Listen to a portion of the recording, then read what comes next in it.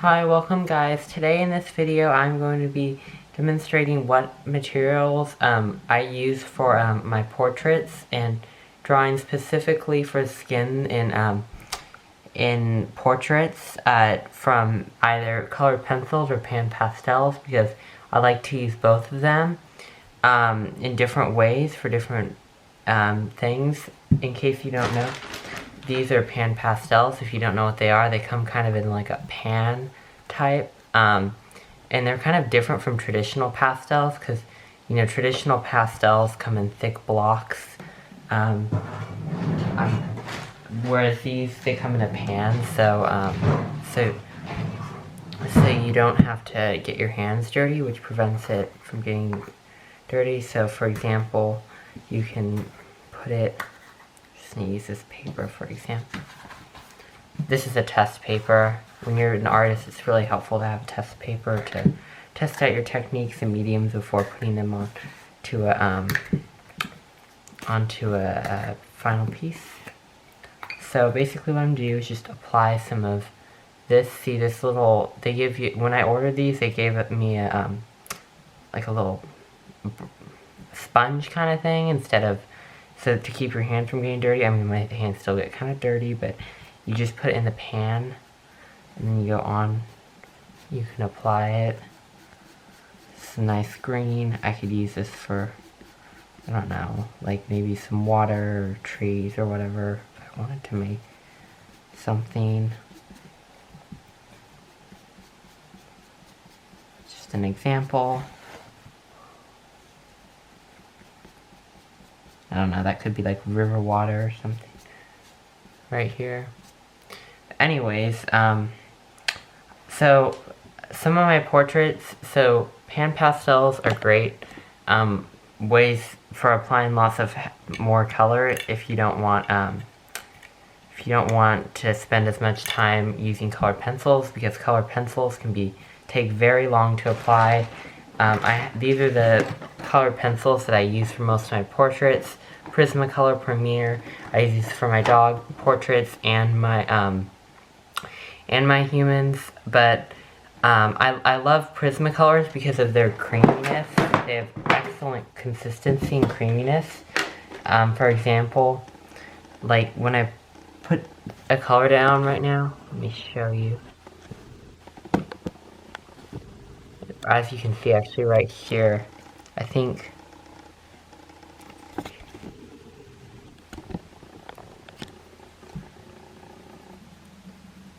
look at that vibrancy from the Prismacolors. They're very soft, they're very easy to lay down color, they don't require much pressure, which is something very important that you want to consider if you're doing large amounts of areas. Whereas other, however, the con about that is that they're not good if you want to layer so many different colors on top of it. Like if I want to layer another orange on top of this, you can still see it, but it doesn't show up as well because it's with the, it doesn't show up because I used too much tooth. So it's very important that you preserve the tooth in your paper. And basically what that means is basically just like going really light when you first apply your first layers. So see how I'm going really light? I'm preserving the tooth of the paper rather than pressing really hard. So I'm just doing a nice even layer. And then I'm gonna put my orange over that. Do kind of an even layer, nice. I keep everything very light-handed in case I make a mistake, as you can see. Because I don't want to make, with colored pencils, it's not like oils or acrylics where you can go over and correct it really easily. So that's a good thing about colored pencils. However, and then I'm just gonna layer some red over this. Wow, that's darker than I thought.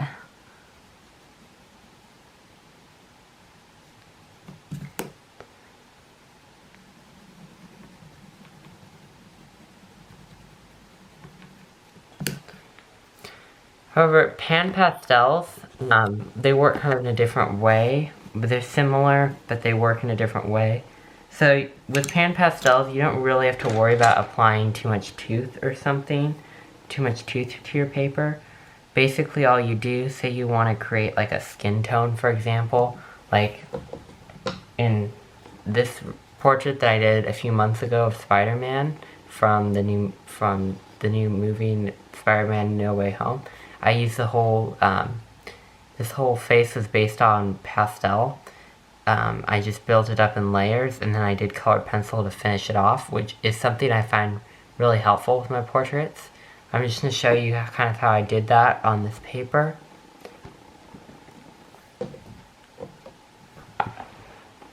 I also used, this also worked for lighter skins, like in this portrait of Billie Eilish that I did a couple weeks ago. I used the same technique.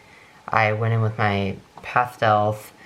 I applied them very lightly, but I made sure that everything was really smooth and blended out to give it a very layered look, because, I mean, a very creamy consistency layered look, because you can see the skin's doesn't have many wrinkles.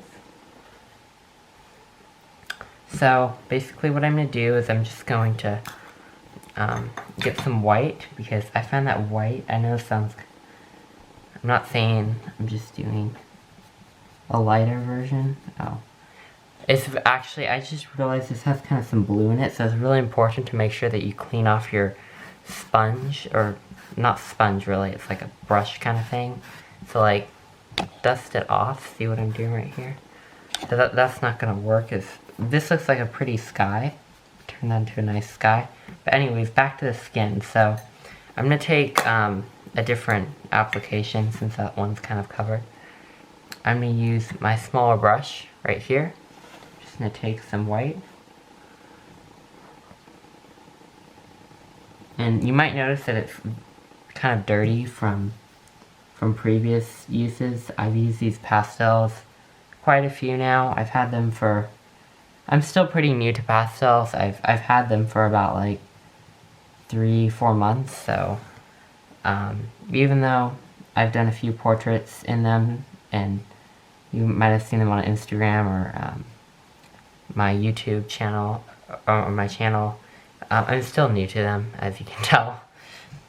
So I'm just getting a nice light layer down on my colors, making sure to keep everything pretty light, but it's important that you have a wide range in values, and if you don't know what values are, those are how light or dark something is.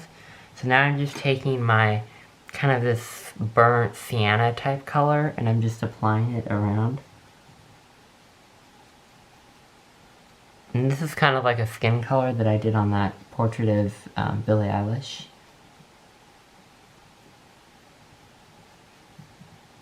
I find this really similar to, like, you know, makeup application tools, like when you're putting different layers on, plotting. I mean, it really is similar. It's only made out of a few pigments. The skin looks very pale still. Might add a little bit more. If you want to make it look more blushed, you can add some red to it, like what I'm doing right here.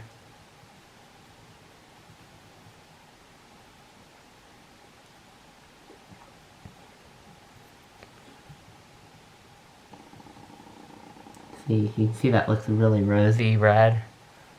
In fact, I think that's a little too red, so I'm just gonna go over with some kind of yellow-ish. Now make sure you get the yellow very light, because we don't want like really yellow skin. So just doing.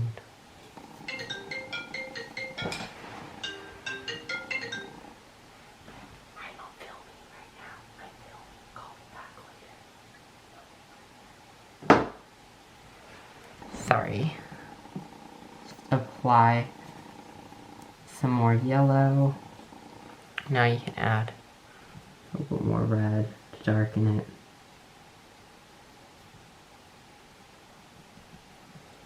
Or maybe you want to add some brown to make it look a little less pinky. Yeah.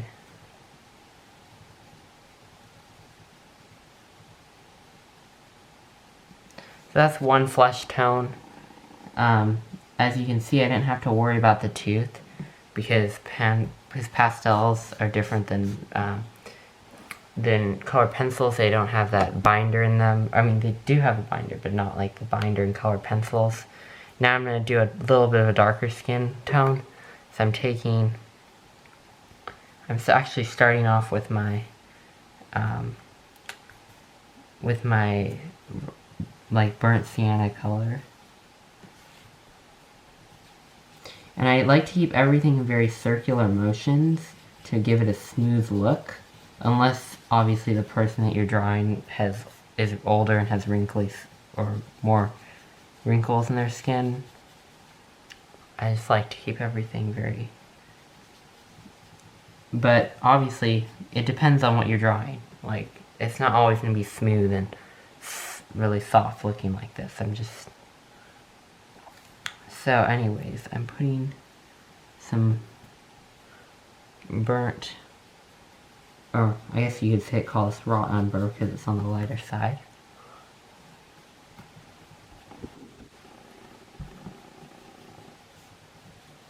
Over it.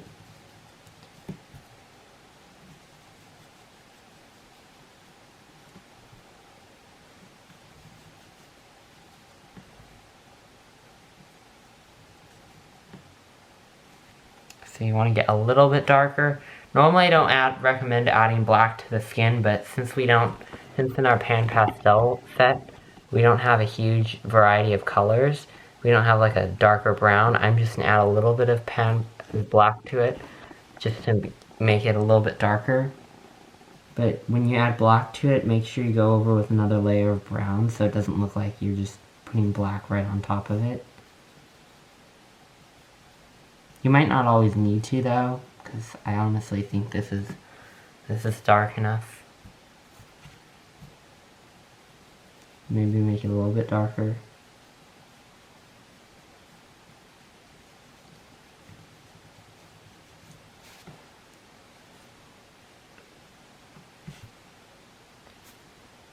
I'm also adding more of that brown color that we started first with. That kind of reddish brown, I think it's called burnt sienna. You can also add some more highlights to the skin.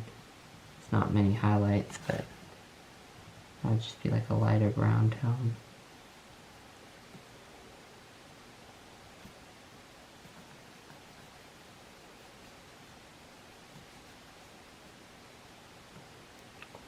So we have two different flesh tones that we mix together.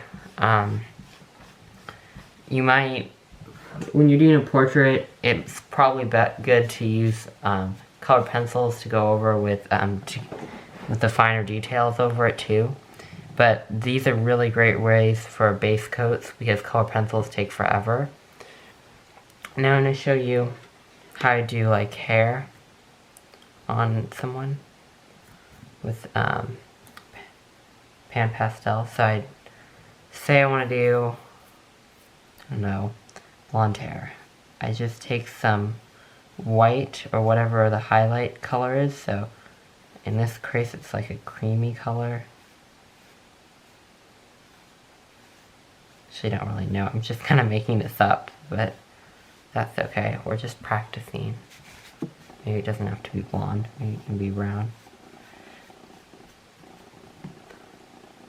So now what I do is I use that same kind of brush that I used right here.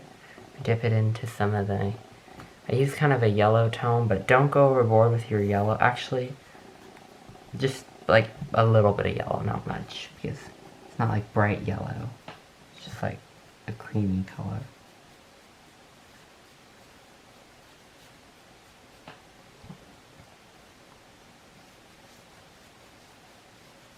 And the highlight is in the middle of the hair, so that's why I'm leaving it the lightest there. Just adding some more.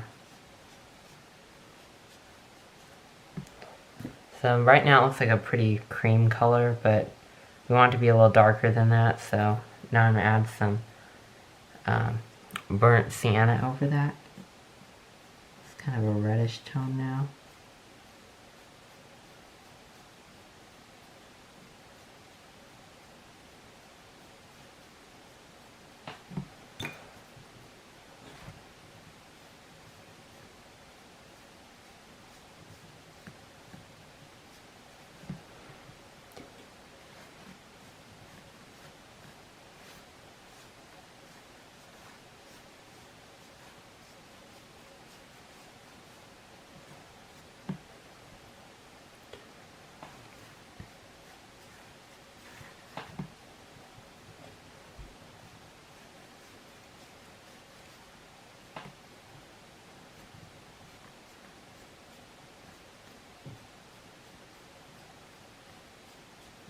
add some raw umber to darken it a bit more at the roots.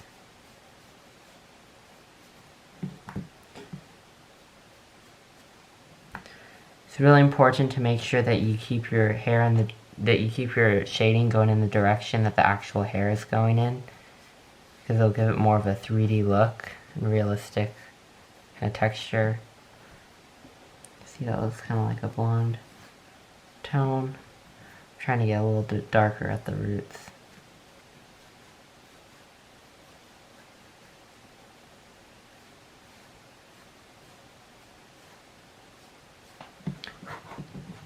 Okay.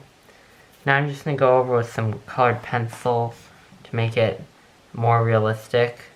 So I'm going to go over with some darker browns. See, I have this pencil.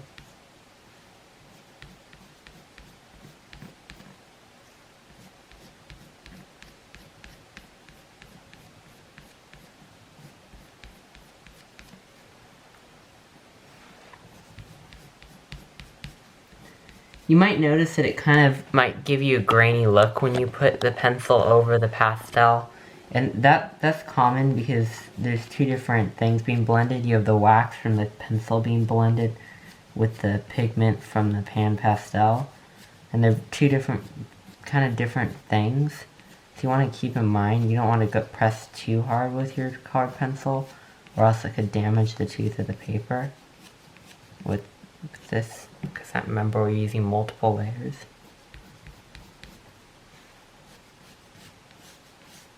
And it's important to remember to keep your pencils very sharp when you're doing hair. It's very small pieces.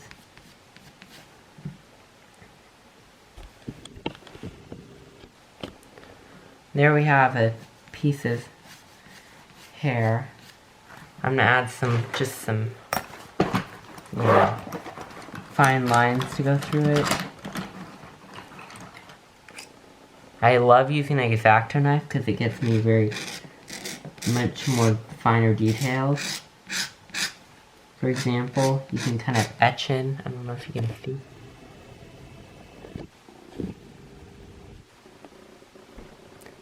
See how I'm etching in right there?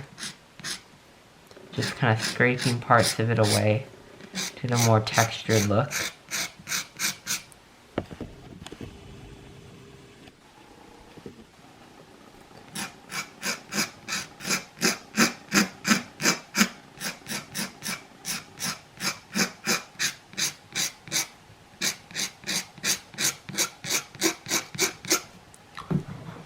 And you can also do that for the skin too. Like, say you want to just add a few wrinkles in the skin, I don't know, for whatever reason, or creases or whatever. You just kind of etch in. See what I'm doing? Just very small circular motions, like this. Maybe you don't. Not sure what you're planning on drawing, but these are just a few suggestions that I hope you found helpful. Oh, guys, also I didn't tell you, if you're wondering what this is just a color chart from my last portrait that I did. I love using color charts because they help me keep organized and help me from getting all messed up in my colors. It's really important to plan out your colors before you start your portrait. I've done that many times. I did that for the portrait that I did of Billie Eilish right here. I did that for my monochromatic woman, and I did the monochromatic woman in colored pencil, by the way, so it took me a much longer time than if I was to use pastel. It still turned out pretty well, but if I used pastel, it would have probably taken shorter. And my apple drawing I did in pastel, it's like I don't know if it's actually an apple or not, but whatever. It's just a fruit drawing. I did in pastel. You can see it's very smooth edges, which is something I love. Oh, and it is super important to use a fixative when you're done with pastels, because as you can tell, they smear. The pastels smear. Like if you just stick your hand in, they'll smear. I recommend using I use a fixative called Winsor & Newton. Winsor Newton Professional. It's great for drawings and paintings, or I think it's just drawings to keep the dust away. So I spray that on any of my pieces when I'm finished, and it works really well and prevents smudging and smearing. And anyway, thank you guys for listening to my tutorial. I hope this helped you, and let me know if you have any questions. I'd love to help you. Alright, bye!